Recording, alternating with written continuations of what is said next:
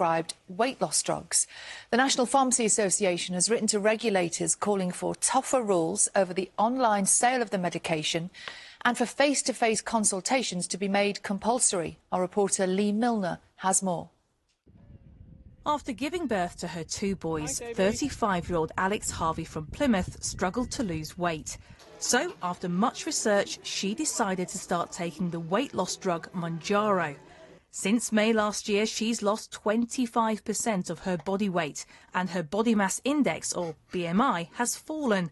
But Alex says she was surprised at how easy she was able to get the medication. The pharmacy website were very clear at directing you to a kind of form where you would fill out lots of background information about your health. When the pharmacy asked to send a full-length photo, I sent a couple of those through, and they were then approved by one of the pharmacists, who then confirmed the order, and it basically arrived in the post. So at any point in that first initial consultation, did you speak to anybody? Did you have a telephone conversation? No, to my knowledge, I don't think I did. And I've just been to have a look at all my emails. I don't think at any point I actually talked to anyone.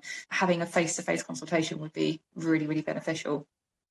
Mounjaro, which is set to be rolled out on the NHS in England from March, is one of many weight loss drugs that have become increasingly popular in recent years. At the moment, some weight loss medicines are already prescribed by the NHS. The injections mimic a hormone that makes people feel fuller and less hungry. To qualify, adults must be obese with a BMI of at least 35 and have at least one pre-existing weight-related health condition, such as high blood pressure.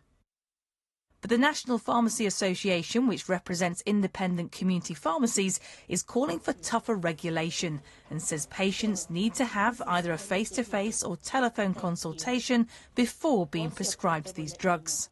The General Pharmaceutical Council said it will update its guidance for online pharmacies with additional safeguards around medicines used for weight management. Lee Milner, BBC News. Well, I'm joined now on the sofa by Ashley Cohen, who's from the National Pharmacy Association. Morning. Good morning. It's concerning, isn't it, that people are able to get hold of any type of medication with what appears to be not a huge amount of checking?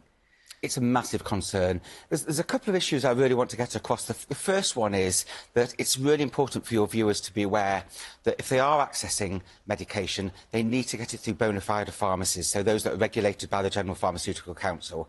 There is a huge fake market out there, blacklisted websites, social media, beauty salons. So my first plea is for anybody that's wanting to access these medications, please look at regulated pharmacies and those that are regulated by the General Pharmaceutical Council.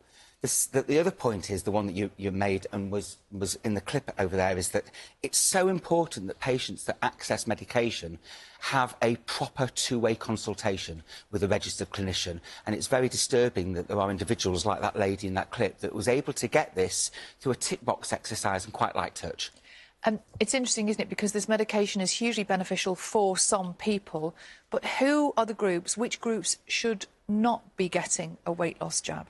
So it's quite clear that the medication is available for those that have got a larger BMI, body mass index, of 30 or above, or slightly below with some comorbidities or diabetes, for example. And what we're seeing is that there are those that are the worried well, slightly overweight or slightly in the boundaries that are trying to access it just as a lifestyle medication. So the medication, as seen by the patient in that clip, has huge benefits to reduce weight, reduce the complications of diabetes, and it needs to be done under supervision. And the light touch that we're seeing by some clinicians and some online practices are not safe. How do the jabs work? In a very simple way, what they do is they send messages to your brain that basically say that you're full and you don't want to take food. So it suppresses that kind of need and the thoughts of feeling hunger, and it also keeps food into the stomach a little bit longer, so it stops your brain telling you to eat more, and it stops that kind of, turns off that tap in terms of you wanting to kind of continue to eat and feel full.